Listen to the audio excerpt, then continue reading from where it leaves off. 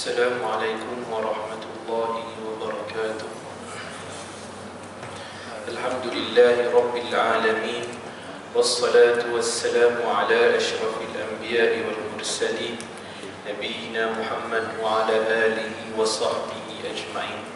Subhanaka la ilma lana illa ma 'allamtana innaka antal alimul hakim. Rabbi shrah li sadri wa yassir li amri wahlul 'uqdatam min lisani yafqahu qawli. Allahumma la sahla illa ma ja'altahu sahla wa anta taj'alul hazna idza syi'ta sahla. Amma ba'd. Dimuliakan dan pengerusi ahli jawatan kuasa surau, para jemaah muslimin, para hadirin yang dimuliakan Allah Subhanahu wa taala. Pertamanya kita mengucapkan syukur pada Allah Azza wa Jal kerana pada tengah hari yang penuh dengan keberkatan ini kita dapat sama-sama hadir untuk menunaikan tanggungjawab kita sebagai hamba Allah, menunaikan solat fardhu Jumaat secara berjemaah. Dan pada kesempatan sementara masuk waktu solat ini, mungkin kita boleh sama-sama berkongsi. Mudah-mudahan perkongsian ini dapat menambahkan lagi kefahaman dan keilmuan kita terhadap agama kita dan meningkatkan lagi kesembuhan kita untuk lakukan amal ibadah, insya-Allah. Tuan-tuan yang dimuliakan Allah, pada tengah hari ini saya ingin berkongsi sebuah hadis Nabi SAW di mana Nabi bersabda, "Innallaha katabal ihsana ala kulli syai' fa idza qataltum fa ahsinul qitlah wa idza dhabhtum fa ahsinul dhibha." Dalam hadis ini, hadis yang sahih, dalam hadis ini Nabi SAW menekankan tentang satu sifat yang mana sifat ini sangat special dan sangat unik kerana ianya dituntut untuk kita ada pada kita pada semua keadaan, pada setiap keadaan, pada setiap masa dan ketika. Sifat yang merupakan satu sifat yang dipuji oleh Allah di dalam Al-Quran dalam banyak tempat, sehingga kan setengah para mufassirin mengatakan bahawa sampai lebih kurang 135 tempat di dalam Al-Quran disebutkan berkenaan sifat ini, menunjukkan betapa pentingnya sifat ini ada pada manusia. Apakah sifat yang disebutkan ini? Iaitu al-ihsan. Al-ihsan. Nabi sebut, "Innallaha katabal ihsana ala kulli syai'." Sesungguhnya Allah telah memfardukan kataba. Kita dengar perkataan kataba ini dalam bahasa Arab disebut tulis. Tulis. Allah sebut dalam Quran, "Kutiba alaikumusiyam." Ditulis kepada kamu puasa. Kalau terjemah dia secara literal lah, secara bahasa. Tapi yang dimaksudkan difardukan ke atas kamu puasa. Difardukan. Boleh sahaja Allah guna perkataan difardukan ke atas kamu puasa, ataupun diwajibkan ke atas kamu puasa, sebab maknanya sama. Tapi Allah guna perkataan kataba, kutiba alaikumusiyam, diwajibkan ataupun dituliskan kepada kamu puasa, yang memberi maksud diwajibkan kepada kamu berpuasa. Begitu juga dalam hadis ini Nabi kata, "Innallaha katabal ihsan." Sesungguhnya Allah telah menulis ke atas kamu, maksudnya memfardukan dan mewajibkan ke atas kamu untuk bersifat ihsan ala kulli syai'in, pada setiap sesuatu. Pada setiap sesuatu. Perkataan syai'in ini ditambah pada awalnya dengan kullu. Dalam bahasa Arab, siapa-siapa yang mengaji bahasa Arab, itu dipanggil sebagai sighatul umum, satu lafaz yang menunjukkan keumuman, meliputi dan meluas. Kullu syai'in. Jadi di sini Nabi kata, "Innallaha katabal ihsana ala kulli syai'." Wajibkan ke atas kamu bersifat ihsan pada setiap sesuatu. Maka meliputilah ihsan kita ini kepada setiap sesuatu yang berada di atas muka bumi ini. Fa idza qataltum fa ahsinul qitlah. Kemudian Nabi sambung lagi sabdanya. Nabi kata, sekiranya kamu membunuh, maka bersifat ihsanlah dalam proses pembunuhan itu. wa idza dzabhtum fa ahsinu dzibha. Dan apabila kamu menyembelih, maka bersifat ihsanlah pada sembelihan kamu itu. Baik. Hadis ini ada dua part. Satu part yang mengatakan Nabi menyuruh kita bersifat ihsan, satu lagi part contoh kepada sifat ihsan yang Nabi bagi tahu tadi. Kita akan cerita tentang dua part ini insya-Allah dalam masa yang ada ini, sebab gabungan dua part ini menunjukkan begitu Nabi ini seorang yang sangat hebat dalam memberikan penjelasan dan penerangan terhadap sesuatu. Walaupun Nabi kadang-kadang setengah daripada kita ini bila masuk kerja, utamanya dalam bab bahagian-bahagian yang melibatkan kena terang ke orang, kena sampai ke orang, kena tarik perhatian orang, berpuluh-puluh kursus seminar bos hantar supaya nak bagi tahu cara yang sesuai, cara yang sebenar ataupun cara yang paling praktikal, macam mana nak sampaikan sesuatu ke orang supaya orang boleh faham, macam mana nak attract perhatian orang dan sebagainya. Maka Nabi SAW, siapa yang menekuni hadis-hadis Nabi yang banyak ini, yang mempelajari makna di sebalik setiap perkataan Nabi SAW ini, dia akan dapati bahawa terkandung di dalamnya begitu macam kaedah dan uslub, metodologi dalam penyampaian sesuatu. Jadi di sini salah satunya lah, pertama sekali, ihsan terhadap sesuatu yang, setiap sesuatu yang berada di atas muka bumi ini. Para ulama membagikan ihsan ni kepada tiga keadaan ataupun tiga aspek. Yang pertama, ihsannya kita kepada Allah Subhanahu Wa Taala. Kita wajib ataupun mesti dan sewajarnya untuk kita ada ihsan ketika mana kita berkomunikasi dan berhubung, berinteraksi dengan Allah Subhanahu Wa Taala.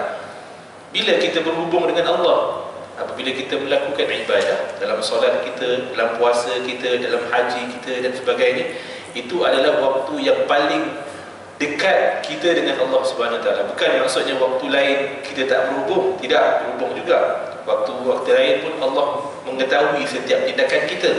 Tetapi ketika seseorang itu dalam ibadah, itu adalah waktu yang dia paling dekat dengan Allah Subhanahu Wa Taala. Sebab itu kita nak doa paling mustajab sekali antaranya adalah kita doalah ketika kita dalam solat, sebelum kita salam itu ataupun dalam sujud terakhir kita. Begitulah juga dalam kita puasa, kita berdoa sebelum kita buka puasa itu. Dalam kita puasa itu kita berdoa, sebab ibadah itu ketika dilakukan itu adalah waktu yang paling erat hubungan kita dengan Allah Subhanahu Wa Taala. Jadi macam mana seorang itu nak bersikap ihsan bila dia sedang melakukan ibadah? Dijelaskan oleh Nabi SAW dalam sebuah hadis yang lain. Hadis yang dipanggil sebagai hadis Jibril. Kalau tuan-tuan pernah dengar hadis yang panjang, Nabi didatangi oleh malaikat Jibril yang menyerupai seorang manusia, ditanya tentang Islam apa benda, iman itu apa dia, kemudian Nabi ditanya tentang ihsan. Nabi jawab soalan Jibril yang ketiga itu tentang ihsan itu. Nabi kata, anta'budallah ka'annaka tarah, fa in lam takun tarahu fa innahu yara. Kamu sembah Tuhan seolah-olah kamu melihat dia. Fa in lam takun tara, dan sekiranya kamu tidak melihat dia, maka rasakanlah bahawa dia sedang melihat kamu. Ka'annahu yara. Baik. Si orang itu bila dia sembah Allah SWT, dia ibadat, sembahyang ke, dia puasa ke, kita ini tak boleh nak melihat Tuhan atas muka bumi ini. Tidak ada siapa yang diizinkan Allah Subhanahu Wa Taala untuk melihat Allah Subhanahu Wa Taala, zat Allah Subhanahu Wa Taala. Maka apa maksud Nabi itu, sembahlah Tuhan seolah-olah kamu melihat Allah, sedangkan kita tidak berupaya dengan segala kelemahan kita dan segala kekuatan kemuliaan zat Tuhan itu tidak memungkinkan untuk kita melihat Allah Subhanahu Wa Taala.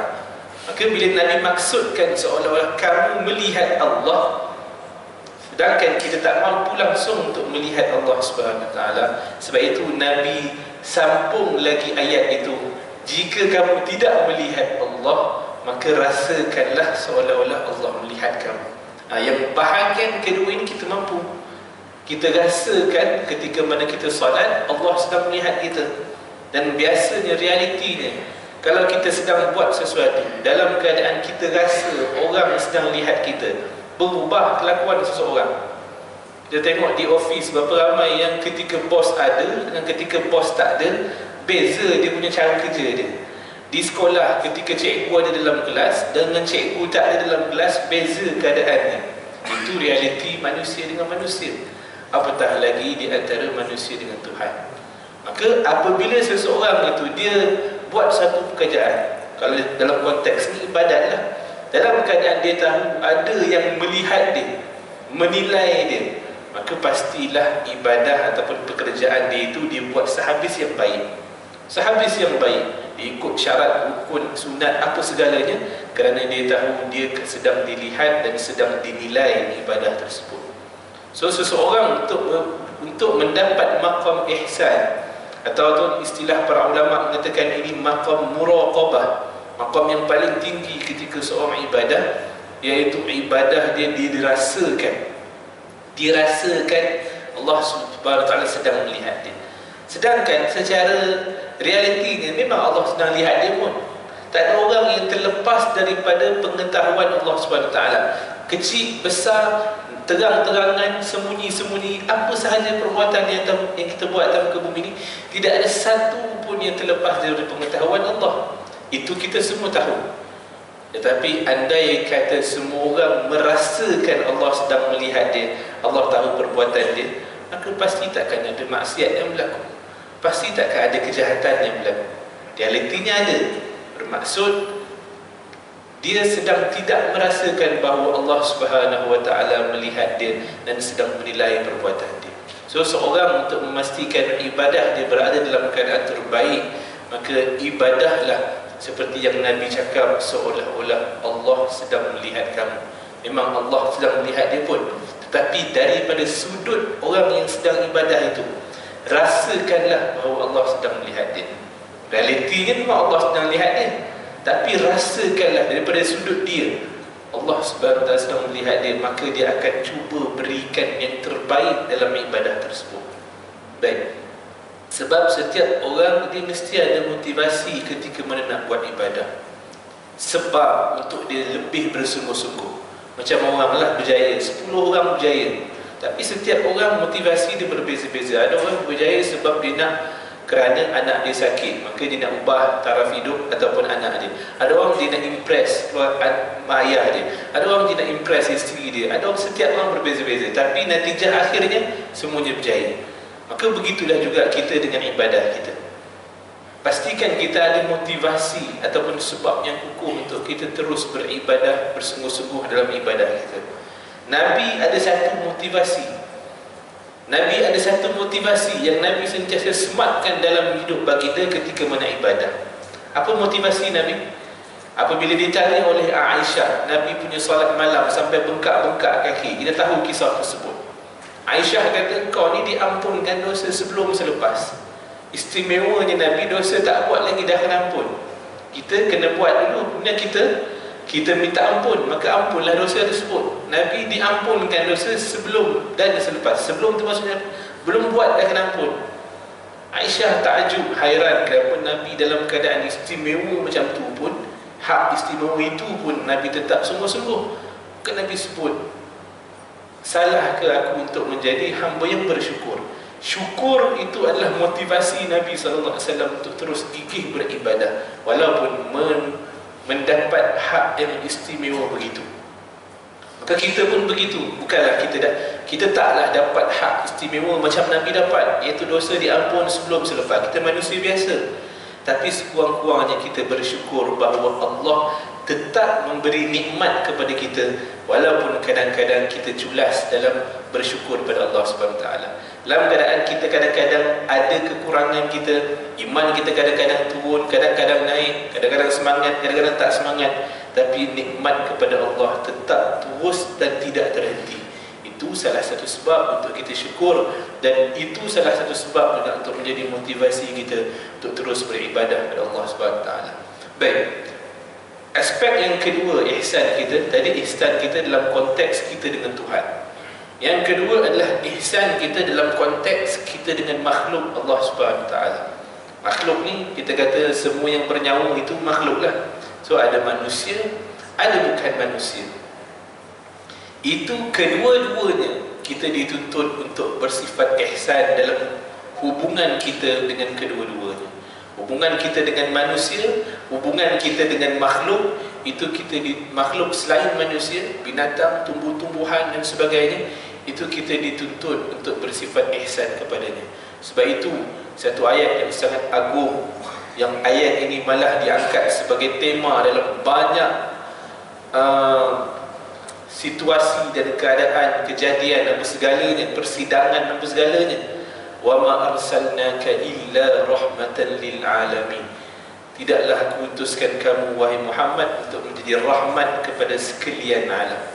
Maka rahmat Nabi ini tidak dirasai oleh umat Nabi sahaja, tapi dirasai oleh makhluk selain manusia. Maka kita yang berada dalam kalangan umat Nabi SAW seharusnya berbangga sekiranya kita benar-benar mengikut Rasul yang diiktiraf oleh Al-Quran sebagai duta keamanan kepada seluruh alam sejagat. Apabila seorang itu diberikan contoh oleh Nabi SAW dalam hadis, seorang yang menghabiskan hidupnya dengan melacurkan diri dia, pelacur. Kemudian dia pergi ke satu telaga sebab dia yang haus. Dia bila dia naik, dia jumpa dengan anjing yang dia lihat kehausan, duk jelit-jelit lidah, dia duk jilat-jilat tanah pasir. Maka dia sanggup turun kembali kepada telaga tersebut. Dalam keadaan ketika itu dia menggigit kasutnya untuk memenuhkan kasutnya dengan air, sebab tak ada baldi ke, tak ada apalah tempat pegang air, tak ada. Dia masukkan air dalam kasut dia, dia naik dalam keadaan gigit kasut tersebut untuk semata-mata memberi minum kepada anjing tersebut. Maka dalam hadis tersebut kita pun tahu Allah ampunkan dosa dia yang sebelum itu. Kita lihat contoh yang diberikan oleh Nabi.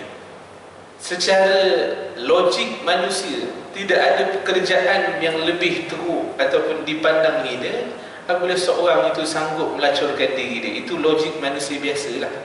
Mungkin sebab berbeza-beza, tak apalah. Yang penting logik manusia bila dengar kerja apa, kerja begini, maka kita akan ada satu perspektif, iaitu pekerjaan itu tak berapa baik. Kemudian logik manusia juga antara haiwan yang dinilai sebagai dia punya ranking itu tidaklah seperti haiwan-haiwan yang lain adalah anjing. Malah kita tak kata kenapa Islam suruh sama anjing, tak suruh sama binatang-binatang lain. Kita tak katalah anjing itu disebabkan itu anjing itu jadi hina, tidak. Tetapi dia dalam Islam begitulah kaedahnya. Apabila anjing itu kita berhubungan dengan anjing tersebut, maka anjing itu kita kena sama apa yang bekas jilatan apa dan sebagainya. Malah dalam beberapa mazhab yang lain, babi pun tidak sedahsyat itu. Sebab hadis yang menceritakan tentang sama ataupun sertu itu adalah berkaitan anjing. Jadi ada mazhab yang kata anjing-anjing je lah. Mazhab Syafi'i taklah, dia kata anjing, babi dikiaskan dengan anjing. Maksudnya anjing pun kena sama, bekas jilatannya, babi pun kena sama. Tapi ada mazhab kata tak. Maksudnya apa? Anjing itu secara logikal manusia biasa adalah satu binatang yang kita kata sering ditolak tepi lah. Dia punya perangai, dia punya itu, ini dan sebagainya. Seorang manusia yang buat dalam keadaan dia melacurkan diri dia, kemudian dicontohkan binatang itu adalah anjing pula. Tetapi itu semua dipadamkan oleh Tuhan dan diampunkan dosanya hanya kerana ihsannya kepada binatang tersebut. Di satu kes yang lain, seorang dicontohkan oleh Nabi SAW diazab oleh Allah SWT kerana dia telah mengurung seekor kucing. Dia kurung tak bagi makan, dia lepas pun tidak supaya dia cari makan sendiri, dia kurung bagi makan pun tak. Maka dia diazab oleh Allah kerana perbuatan dia. Dua kes yang berbeza, tetapi satu yang kita dapat lihat, ihsan itu menyebabkan dosa kita diampunkan oleh Allah SWT dan dirahmati.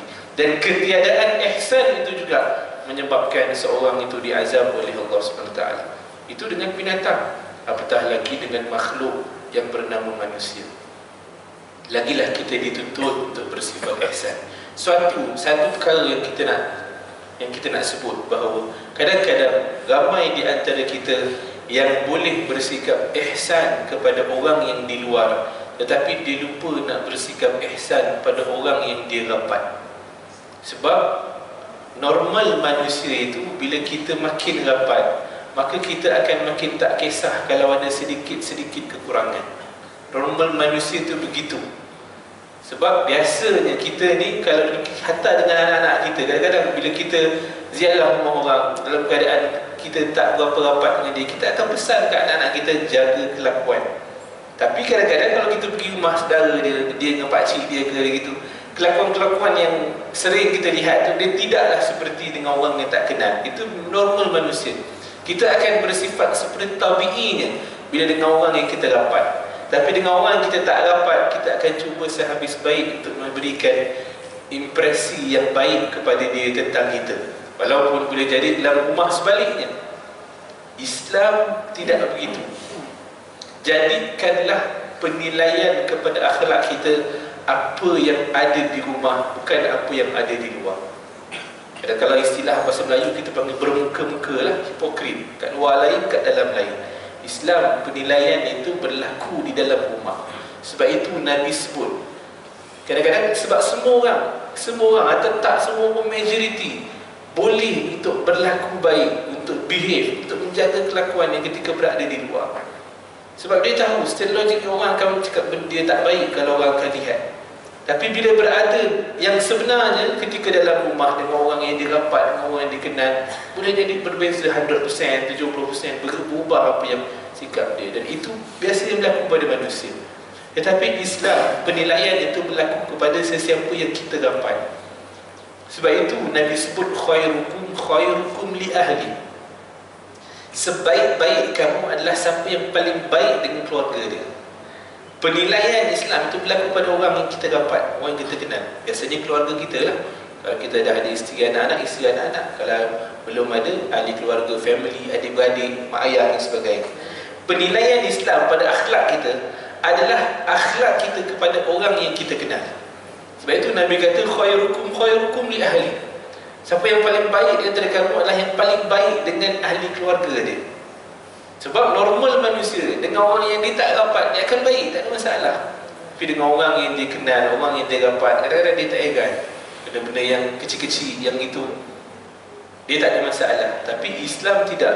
Sebab itu kita lihat bagaimana Nabi punya akhlak itu diberikan contoh yang banyak dalam hadis, dalam banyak occasion, dalam banyak kejadian. Nabi punya akhlak yang begitu baik kepada isteri Nabi SAW. Sebab apa? Sebab penilaian yang terbaik adalah dengan orang yang kita rapat. Ramai yang kita jumpa orang yang baik dengan orang yang di luar, tetapi di dalam dengan orang di dalam rumah dia berbeza. Tetapi percayalah, kalau orang itu baik dengan orang yang di dalam, pasti dia akan baik dengan orang yang di luar. Tapi kalau orang itu baik dengan orang yang di luar, belum tentu dia baik dengan orang yang dia rapat ataupun yang di dalam rumah dia. Tapi kalau dia baik dengan orang yang di dalam rumah dia, yang dia rapat, akhlak dia baik, ihsan dan sebagainya, keberangkalian untuk dia baik juga di luar itu sangat tinggi. Kita kena jadikan akhlak kita ini jangan seperti baju. Tak ada orang yang sanggup pakai baju pergi mall, koyak rabak apa semua, bau busuk, tak ada. Walau dia tak kaya mana pun, biasa je, P40 contohnya, dia akan pastikan bila dia pergi tempat yang ramai orang, tempat yang cantik-cantik, dia akan pilih baju yang terbaik yang dia ada. Dia tak akan sanggup pakai baju yang tak cantik, baju yang busuk, koyak rabak. Sebab dia tahu dia sedang dilihat oleh orang kat luar. Orang sedang memberikan impresi kepada dia, maka dia akan pastikan orang akan lihat dia dalam keadaan baik-baik. Tapi dalam rumah, baju koyak 1000 ke bau apa, tak ada baju pun tak apa. Sebab dia tahu ketika itu tidak ada apa yang untuk dia impreskan kepada orang lain. Maka dia akan buat seperti biasa. Yang normalnya bagaimana dalam rumah itu. Kalau dalam rumah pun dia boleh untuk pakai pakaian yang terbaik, keberkalian untuk dipakai yang lebih baik di luar itu lebih tinggi. Tapi kalau kebiasaan orang dia akan pakai yang baik biasanya yang kat luar, yang kat dalam rumah dia tak berapa heran sangat sebab tak ada orang tengok. kita pastikan jangan kita jadikan akhlak kita seperti itu, iaitu kita sungguh-sungguh perbaiki akhlak itu di luar rumah, tapi di dalam rumah kita tidak perbaiki akhlak kita dengan keluarga, dengan anak-anak, dengan ibu dan ayah, dengan orang yang rapat dengan kita. Itu lingkungan itu yang seharusnya kita bagi perhatian dahulu. Sebab itu yang Nabi sebut. Nabi kata, aku adalah orang yang paling baik dengan ahli keluarga tu. Dan Nabi tidak sekadar cakap, hadis tadi cakap, Nabi kata orang yang paling baik di kalangan kamu adalah orang paling baik dengan keluarga dia. Dan aku adalah orang yang paling baik dengan keluarga. Itu cakap, Nabi buktikan dengan perbuatan. Berlaku kisah Nabi SAW tentang masyhur, Aisyah cemburu satu hari. Aisyah ni muda, maka dia cemburu. Satu hari Nabi SAW berada di rumah Aisyah, dan Nabi kerap berada di rumah Aisyah. Dia datang makanan daripada seorang sahabat, seorang pembantu isteri Nabi yang lain. Isteri Nabi yang lain, Sofiyah bawa, tapi pembantu dia lah. Aisyah cemburu, dia pecahkan bekas makanan tersebut, terabur makanan. Dalam keadaan ketika itu Nabi ada tetamu. Boleh dibayangkan situasi tersebut. Kalau kita mungkin biru, hijau habis muka kita. Nabi SAW ambil makanan tersebut dan letak balik dalam bekas yang dah pecah tu. Nabi minta Aisyah ganti balik bekas tersebut. Sebab dalam bab harta benda, setiap kemudaratan yang berlaku pada harta benda harus digantikan dengan yang semisal dengan dia atau yang lebih baik. Maka Nabi minta Aisyah, yang ni kena ganti, sebab ni bab berkaitan harta benda, tak boleh kompromi. Tapi dalam bab emosi, Nabi tahu emosi Aisyah ketika itu. Dalam bab harta benda tak boleh kompromi lah, kena ganti. Kamu dah pecahkan, kamu kena ganti. Maka dia minta Aisyah ganti balik bekas tersebut dan dibagi kepada pembantu. Tapi dalam bab interaksi Nabi dengan emosi Aisyah, Nabi tahu ketika itu Aisyah cemburu. Maka Nabi tidaklah serigid ketika Nabi berinteraksi dengan harta benda yang telah dipecahkan oleh Aisyah itu. Nabi kata, gharat ummukum, isteri ibu kamu sedang dalam keadaan cemburu ketika itu. Maksudnya Nabi faham keadaan Aisyah ketika itu, dan Nabi minta sahabat yang berada dalam rumah tersebut faham emosi Aisyah ketika itu. Itu antara bagaimana Nabi melayani orang yang paling rapat dengan Nabi SAW, menunjukkan keberkalian yang lebih tinggi atau confirm lah. Sebab dia Nabi untuk menunjukkan Nabi ini bersikap ihsan pada orang yang Nabi tak rapat. Kalau orang yang Nabi rapat pun Nabi akhlaknya begitu, apatah lagi dengan orang yang Nabi tak rapat. Maka kita sebagai umat Nabi SAW yang mengaku bahawa kita nak ikut Nabi SAW dalam segala aspek, seharusnya kita menjadikan Nabi sebagai idol kita dan mengikuti segala akhlak Nabi SAW. Wallahu a'lam. Mudah-mudahan apa yang disampaikan pada tengah hari ini dapat kita manfaat bersama. Qul qawli hadza astaghfirullahalazim li wa lakum. Assalamualaikum warahmatullahi wabarakatuh.